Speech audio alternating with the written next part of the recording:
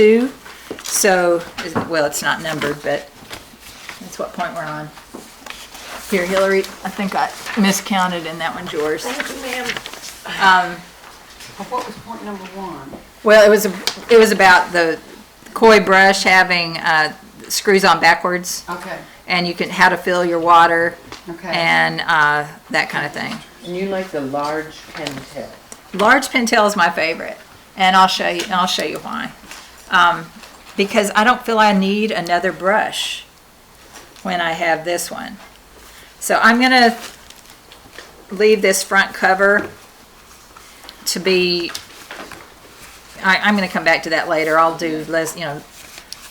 I'll put a title of our class on there. Afternoon class, day 1, whatever, doesn't matter. So it doesn't matter what you're painting on, but I want to talk about the technique of how to use this brush. So everybody should have water in your brush. See, it's only an hour and a half and we haven't painted yet. The very first time you use your brush, when you take the lid, well, always when you take the lid off, don't set it down. You will lose it. Always put it on the end of your brush, and then you always have it. Because that way it's not going to roll off onto the floor into the oblivion as to where other things are. So we're just going to first of all, holding it, don't squeeze it, just hold it and see if you've got water on your palm. Okay, if you have water on your palm, then water's coming through. If you don't, it's probably because your brush is brand new, and I want you to squeeze a little bit, gently squeeze, and see if you get water. You should get water. Okay, that's kind of priming your brush, because you want your brush to be moist. You don't want it dripping. So if you squeeze too much, you're going to get a lot of water. If you don't squeeze very much, you won't get as much water. And because we're journaling and we're on the go, we're not going to do a lot of flooded pages like some traditional watercolor. We're going to probably use less water than most watercolorists because we want to be able to paint it, close it up, and go. Does that make sense? Mm-hmm. All right, so in order to use this brush, we've got to wet some of our paint. Let me go to the other kit because it doesn't have those extra colors. This is another one. Same thing that y'all have. When you first use the mixing tray, it will probably bead up. And the first thing I want us to do in our little kit here is to make a key for your colors. Because if you look up there, all of this from up there looks almost the same. So it doesn't have to be neat and folded out like this, that I would eventually have you make one that you keep in your kit. But just to test our colors, this is what I'm going to do. I'm going to go, obviously white isn't going to show up very well. So I take my brush, I put it in the white, I wiggle it around a little bit. The very first time you paint, your paints are all dry. You might even get a spray bottle and spritz it. But most of the time, just going over the paint just a little bit, and I'm just going to put a little dab of white. And I know I have 6 colors all the way across, so I want to do, 1, 2, 3, 4, 5, 6. So I'm just going to wipe my paper towel. Now it's kind of hard, it's white. You don't see that it's clean. And then I go to my next color, which is yellow. And I wiggle my brush around a little bit in it, and then I paint yellow. So I'm just testing my colors. I don't paint a big spot. And when you do your key, if I have my other one, let's see. What's really good is to do a key that goes dark to light so that you can see variations like this. Do you see how this one, how I have dark to light, dark to light? When you do a one that you're going to keep in your kit, this is the one I had for my professional, where I was comparing the professional with these. That color almost exactly to that. That color is almost exactly, they weren't exact colors, but very, very similar in what was in that kit. So you don't recommend we get those professional ones? They cost too much. Well, the thing is, I mean, you can, but they're more pigmented, which is nice. You'll get a darker color faster. But watercolor, note, it always dries lighter than when you paint it. So you think you're getting a nice dark color, and it's going to fade. So traditional watercolor, you're going to come back and do layers and layers. If you want to do a lot of layers, here's a watercolor. Wow. This is a watercolor. Wow. But it has many layers. I'm not going to do that in a journal. I don't want to take the time to do that in a journal. Journaling is capturing a moment in time and remembering something. And it's not something, I mean, I treasure my journals, but I'm not going to frame them and hang them on the wall.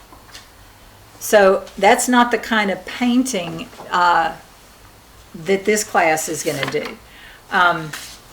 So what I just want you to do, I'm just going to pause real quick and go across, fill in your, but just by wiping it on a paper towel, you don't even have to squeeze. Gravity should allow that brush to clean between colors.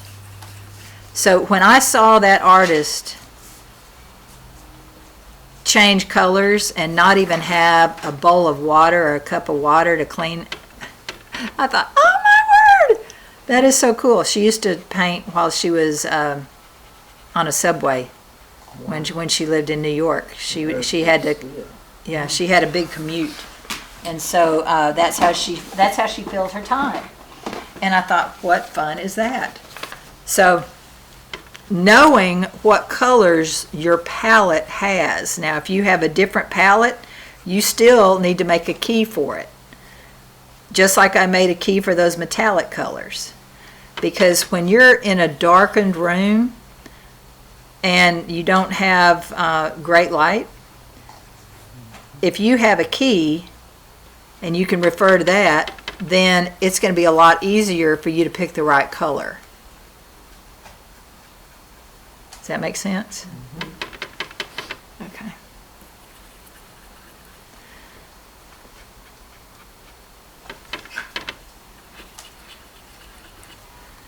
But it doesn't take long to get a little sample of each. Those of you that love exact measurement, you can do that at home and get out your little ruler and measure it all perfect. And I would recommend that you do that on a piece of watercolor paper, and then you can get a sandwich bag and cut off the zip part, and then just fold up the extra stuff and tape it so that it's plastic and it's sealed in plastic, so as you use it, if it gets wet, you can just wipe it off. That makes sense?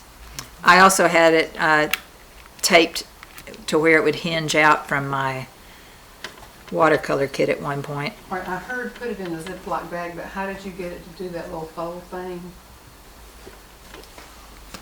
Oh, this is just two pieces of tape. Yeah, two pieces separate, because this was the professional ones I was testing, and they were in that other kit, so I just added it with a piece of tape. Wanted to have it convenient to compare. And again, ways to make your colors darker is you stay in the color with the brush longer and just kind of wiggle it around or stroke the paint. You want to take care of the tip of your brush when you paint. You don't want to go against the grain. So don't push the brush forward, or you're going to be tearing up your point. I think I've already torn mine up practicing at home. It's possible. Jan, me and you, honey, I'm going to be right there with you. Well, plus I'm the heavy-handed one. That's okay, you can buy another. I know, That I is- probably will. That is true. Now I do have the large ones. The large ones cost me $8, and that's what I charge them. That's what I charge for them. You have some you could sell the. Mm-hmm. The Pentel?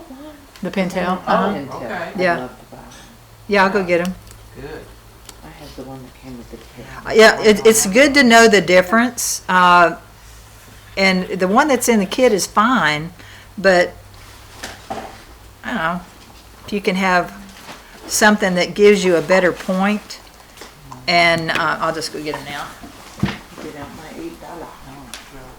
Because I thought, where am I gonna get that? Well, I couldn't find them individually. So you had to buy a bunch? I had to buy them, I bought them from her. Oh, from the artist Yeah, she. that invited you to her studio? Mm-hmm. Well, I was in Hobby Lobby today and this lady came in and she was from out of town. And she said, we were both back there in the picture part, and she said, well, I'm gonna go to Hobby Lobby and to Michael's over there by Bass. And I said, Michael's isn't over there by Bass. And she said, Not oh yet. yeah, they've moved. It's not open Not yet. yet. Ah, They're moving early The March. thing is, Well, when I I push figured, I this thought, together. what? The other one's still Right. fully stocked. I was there yesterday. And it is? Oh yeah, early March is what's projected. Heard they were moving. Where on Bass are they moving to? Over near Marshall's, is it? You mean that Marshall's? Oh, And Home Goods, On that's the other side of the dangerous interstate. area Oh, now. yes. And then we're also getting your pie and chicken salad chips. Oh, my daughter is so excited about that one. What's your pizza? And you pay, I think it's $8, and if you get a personal pizza, you get. That is out on Bass Put on it. and, Every one of I them don't is eat pizza. $8. I'm glad I 75. got away from there. I would be over there I don't every eat day. pizza, so I never know where the my son likes single side pizza. Oh, I do like that. All these So the one years. downtown, it's kind I of like think he's the Subway. best, and also Mellow You go Mushroom's in, pretty you darn good. choose your Oh, is it? Man, I haven't been Lord, back. They reopened whatever you What's that? want. Mellow It's good Mushrooms. pizza. Their that's on are the best. Just they seem to open and close the downtown restaurants. That's right next to me, and I don't go. Oh, you should. It's big enough to feed two and have leftovers. So So mellow mushroom. and what's Good that? health. we always get the I steakhouse. think that's one of the prettiest subdivisions I've seen. My Which one husband is that? fell in love with it, Westchester House. Oh, Yes, the rolling hills back there. that's It's right really on pretty. Bass. Yes, it is, yeah, right next to the church there. Neither way, it's on its turning point now. Another kind of watercolor that I like is the QOR that you have to get the fluid. See that now? See, this is what happens sometimes. Oh my. Was it on magnets or something? It's on magnets, but sometimes you have to, these magnets are one that I cut and tried. I hope the magnets that y'all, if you buy what I bought that, but this has been a little mangled and shaken around, and there's extra space in here because it's bigger. But this is like when I hinge, this is how I hinge the key to it. A little bit of tape on both sides so that when it's closed, it'll close. But when I'm painting, I can see what colors they are. Now, I obviously need to rearrange this. I took some of these out to use in something else, and I didn't replace them. And so because there was a lot of room to move, if it gets shaken up, it'll move. So, but what I loved about this kit is the lid had these divots of circles in different sizes. So it's the Golden Company this is their watercolor brand. So Oh, Lord. anyway, I bought it because of the box. So anyway, okay, so everybody, What is the brand of the metallic watercolor? Do you remember? I think it's the Paul Rubin. So that's the little guy in the box. Paul Rubens. Koi do a little kit of metallic. I nearly bought it. Yeah, they do have a metallic. The golden one. And Yeah. There's information on the back of the box. Use this one. I mean, if you want to look at. And it's pink. Well, there were Did you buy different. There were with the- different. Yeah, that one was the one on sale.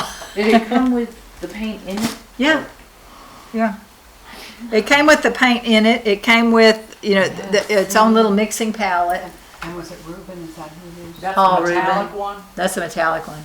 I just looked up on Amazon metallic watercolor. When do you use it, Karen? Honestly, I use it mainly, I just got it not too long ago, but what I want to use it for is when I make cards and I want a little glitz, you know, for the cards or something. See, like here's that photo album.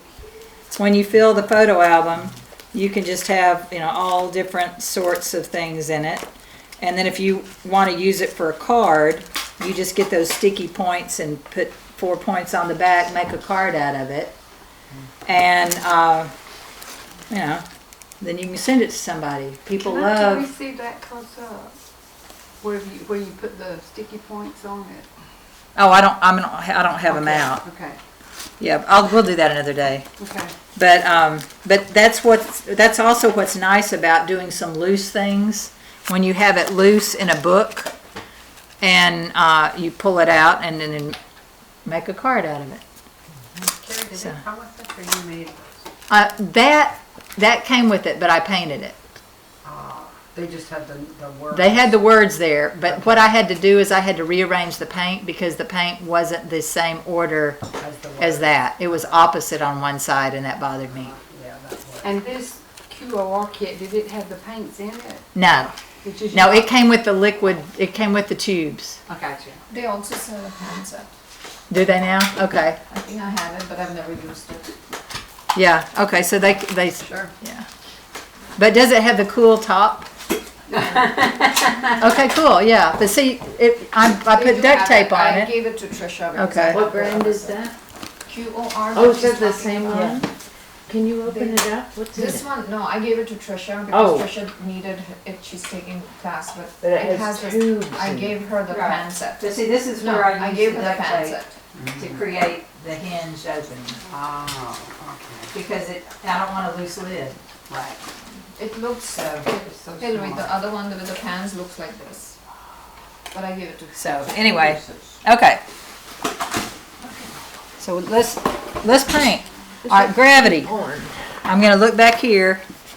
Controlling your brush is gravity. Gravity allows the water to come through. The direction of your brush stroke, you wanna make sure that the direction of your brush stroke is not against the brush. And when you clean your brush, all you have to do literally is wipe it on a clean paper towel. You might squeeze it just slightly until there is no color left. That is all you have to do. And then put the lid back on. At first I thought, oh, I don't want the lid on because it'll mildew. Well, if you don't put the lid on and then you travel somewhere and then it gets tilted, then you're going to end up with a bent tip that you can't fix. So always put the lid back on. When you store it. If you know you're not going to paint for a long time, go ahead and empty it out. But I haven't had any trouble with having water in it, even on trips and stuff. Except I do empty it when we go through. It's part of my fluids. No, I empty it when I don't even. I fill it up after I go through security. So anyway, you want to create a key, and we've started doing that. See, this keeps me on track. I had to, okay, value swatch. That was light to dark. We're not doing that right now. If you have other paints, like if you're creating your own palette, on the backs of the tubes, it'll tell if that watercolor is transparent or not, or semi-transparent. If I want to know if it's transparent or not, I'll put the little symbol on my key. Transparent usually is an open square. Semi-transparent is an open square with half of it filled in. Opaque is a solid square on the back. Have you ever looked at the tubes? Yeah. Okay, most watercolors will not be opaque. If you want opaque, you've got to go get a gouache. A gouache is another tubed watercolor type paint, but it's opaque, not transparent. Watercolor is transparent. Now, true traditional watercolor has no white. The white of traditional watercolor is the white of your paper. So when you start painting, And you want to look for what's the lightest part of what I'm looking at. Where's my lightest light? Because that you want to paint around it. And when we're painting around things, I mean, it'll get easier as you go, but that I just want you to keep. See, I'm looking at my notes here, trying to. I do this more for me than y'all. Save the whites. So right now we're going to control the edge. I'm going to show you how. Let's load a color, one of the darker colors, so it's easy to see. And if y'all will just watch me for just a second, I'm going to load this third over dark red. If I want to control the line, if I want a tiny line, I barely touch my paper. If I want a thicker line, I press down a little harder. If I want a bigger line, I press down a little harder. And I drag it. So by controlling the tip by what touches the paper, I can get fairly tiny. And that's one reason why I like this brush. So now y'all try. Some color that's dark enough for you to see. Load your brush so that it flows. And let's practice just making lines. See how tiny, if you can make a straight line and control that, barely touching your paper, or variation up down where it gets skinnier and thin. Because if you can control your tools and your supplies, your paints and your brush, you're going to be able to get the results that you want. If your water is flowing into your brush too much, you might be squeezing too much. But none of this, see, like right now, watch. I can go across it with my finger, and you see it's not wet. It's wet because it went into the paper, but we're not using excess water. So it soaks up. If you're using a different kind of paper, you might not have that same kind of effect, but watercolor paper is very absorbent. So you want to practice, you might even want to practice your signature, how you want to do your signature. Because sometimes you might want to sign in paper. Oh, hello, paint. I prefer to sign in a teeny tiny point pen. So one of the things on your supply list is a 005 pen. It's itty bitty tiny. And that's one thing I use to make my details with. I do have a few of those. Did you create sort of a wash or something? Down right where your ring finger was when you touched that. I just did a lot of little lines. Okay. Oh, sorry. I'm not going to talk to you. You can leave a message. Okay, so your little bitty pen, now this is a Prismacolor is the brand of this. It doesn't matter what brand, but it's a tiny pen. So if when I want to make teeny lines, you see how little that is? The point is 005? 005. Okay. 005. So if you want to try a 005, if you haven't tried it, here's one. That's why I bought it. And who's it made by? This is Prismacolor. Okay. Is the end of it a brush? No, Okay. tiny tip. Who did you say? Prismacolor? Prismacolor. Because mine's not. Okay, anybody else want to try 005? I'd like to try your brand. I have a different brand. Okay. Just to see if it's Let's see different. if I have this. I have the Micron or something. That's slightly different. That's not It's the right very one. different. Oh, this is nice. Yeah, I've got that Micron also. And I don't have a little one.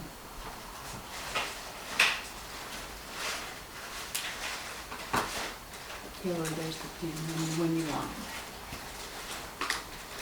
Prismacolor. I know I have a few of those 005 when I ordered in bulk, but they cost me about $4. So if you want one, let me know and I'll go get you a new one. I wouldn't mind buying one. But otherwise, It's a you little buy them in a thicker. kit. Because if you buy them in a kit, you'll get, like 4 or 5 or 7 at a time, and they'll be different sizes. So if you want the kit, Yeah. that's fine. If you, but I love the teeny tiny detail that I can get with that.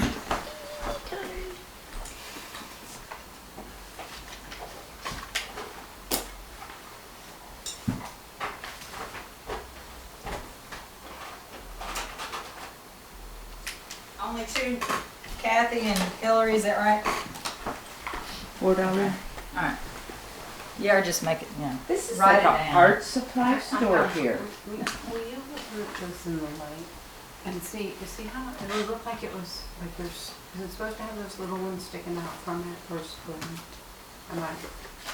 I only used it Are you a few talking times. about At the very tip, it doesn't look like I'm pulling to a tip. And yet I only used it a couple times. But Yeah, I mean, part of it you want to train it. You always Okay. want to Keep but I think pulling it's out. okay. I think it's okay. Don't pull. No, not pull. No, Yeah. I mean just, I mean, I've had some brushes that have lasted a long time.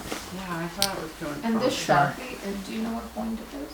Just says ultra fine. Oh, this is fine. Yeah, that now the Sharpie I use for lettering and heavier detail. That just keeps you from having to buy a whole kit. Now these come in various sizes.